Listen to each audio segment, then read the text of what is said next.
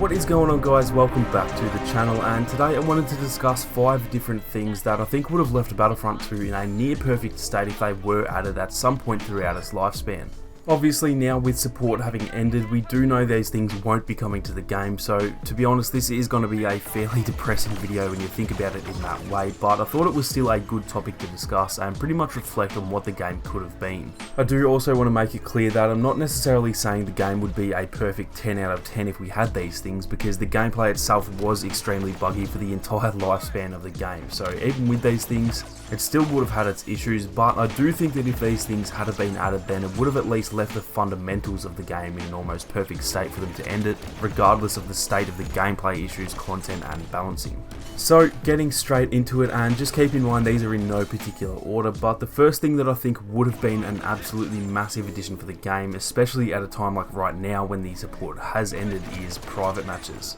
You guys have probably heard me bang on about this 100 times over. It's easily the #1 thing that I've ever wanted since launch, and so I do think it was a very big missed opportunity from DICE to not add private matches at some point throughout the game's lifespan. A lot of what they did from say August 2019 onwards seemed to be planning for the future of the game. Stuff like instant action, co-op, AI improvements for arcade, all that kind of thing really seemed like they were just setting the game up so that when the support had been ended and the player base was dwindling away, then there was still a solid offline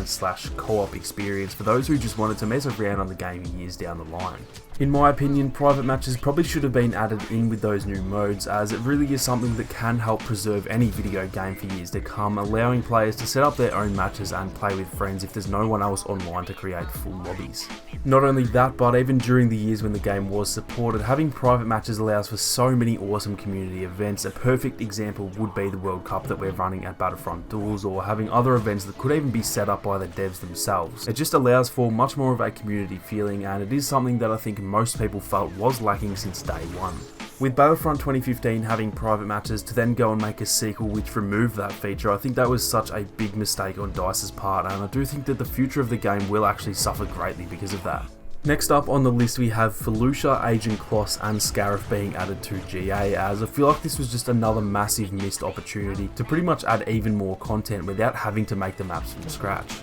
Obviously there is a lot more work that goes into it than just a copy paste from Supremacy over to GA. I think we all know that by now, that a lot of work is required to do something like that. But even though I don't work in game design, I'm almost 100% certain that doing it that way is easier than just completely starting from scratch to make a whole new map over again for a different game mode. GA was all but neglected for literally the last 18 months of the game while Supremacy got all its content, and don't get me wrong, I think Supremacy did very well for the game and brought back that OG feeling of Battlefront, but in my opinion you can't just abandon what was at the time the most popular game mode. It almost feels like the same way that you shouldn't just abandon Battlefront 2 just to make Battlefield 6, yes I am looking at you EA. With these 3 maps being added, that would have meant we'd received 5 new maps since launch, resulting in a new GA map every 6 months on average, which does sound slow to a lot of people, but at the size and scale of these maps, I honestly think that one every 6 months would have been amazing, and it would have left us with 16 iconic large-scale Star Wars maps for a mode that is much more story-based than anything else in the game. At the end of the day, it is what it is, and this was just never meant to be, I guess, but it would have definitely been amazing to see these 3 added to GA to just give it a bit of extra life heading into what I think should be called the dark times of Battlefront 2. Next up on the list we have undoubtedly the most controversial topic in recent months, and that is Ahsoka and Ventress. This has been absolutely done to death. I'm almost sick of talking about it, to be honest, but I couldn't leave this one off the list, as once again I do just think this was a massive missed opportunity for this game that would have really built arguably as much hype as any other content that we had ever received. Now don't get me wrong, there are plenty of other characters that I would have loved to see as well, the likes of Jyn Erso and Director Krennic, Greedo and Nien Nunb, Padme, Mace Windu, Qui-Gon Jinn, Jango Fett, the list could go on forever, but these 2 were clearly the most requested outside of the big 4 that we got. And I think it would have felt like the icing on the cake and just such a big nod from the developers if they added these 2 right before the end of support. Like I said, this one has just been done to death. I've spoken about it plenty of times, and so has literally every other human in the history of the planet, so I don't want to talk about it too much more. But like I said, I couldn't leave these 2 off the list, and I definitely would have loved to see them in Battlefront 2. Next up, we have something that actually was leaked maybe 3 or 4 months ago now, and that is the class loadouts. Now, this is something that kind of went under the radar for a while, but it did become very highly requested towards the end of the game's lifespan, and like I said, there were leaks, or supposed leaks anyway, of class loadouts being in the game files. I don't know how true that actually is. It could have just been a very well made concept or something like that, but it did look very realistic to me, and it's something that I think would have just been such a nice quality of life change if it had have been added. It's by no means a necessity, and honestly it could almost be left off this list for that reason, but simply because it did seem to be in production, I think it would have been awesome if they did actually go ahead with it again, assuming that those leaks were real. Class loadouts are such a pivotal part of so many other multiplayer shooters. They can not only take away the hassle of needing to set up classes specifically for each map every single round, but they also allow for much more freedom and replayability as well, testing out new classes and loadouts and all that good stuff. Again, it's far from a necessity, but since it was rumoured to be coming, I think it would have been pretty cool to see class loadouts added to the game.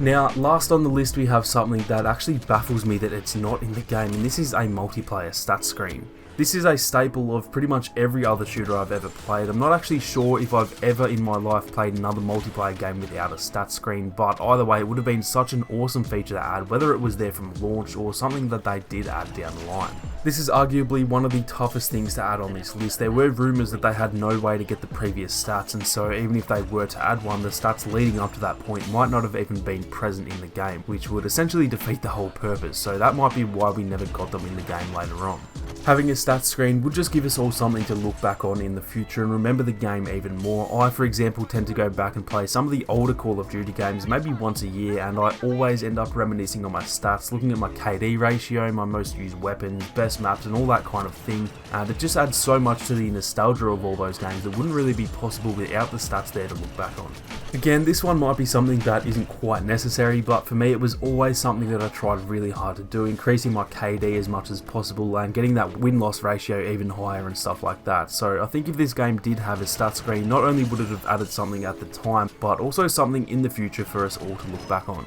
So that is going to be it for this one, guys. Like I said, this was kind of a depressing video, to be honest, as it's all stuff that we now know we won't be getting, but it is something I've been thinking about for a while now, so I thought I would just put it out there anyway. Let me know down in the comments what stuff you guys wish they had have added, as well as the stuff that you're glad they did add, like certain maps or game modes or whatever, as it is always good to remember the state the game was in a while ago and see how far it has come despite still having so much potential. If you did enjoy the video, then make sure to leave a like down below to help support the channel, and be sure to subscribe with those notifications on so you don't miss out on any more Star Wars gaming videos or live streams. Thank you all so much for watching. You guys have a great day, and I'll catch you all in the next one.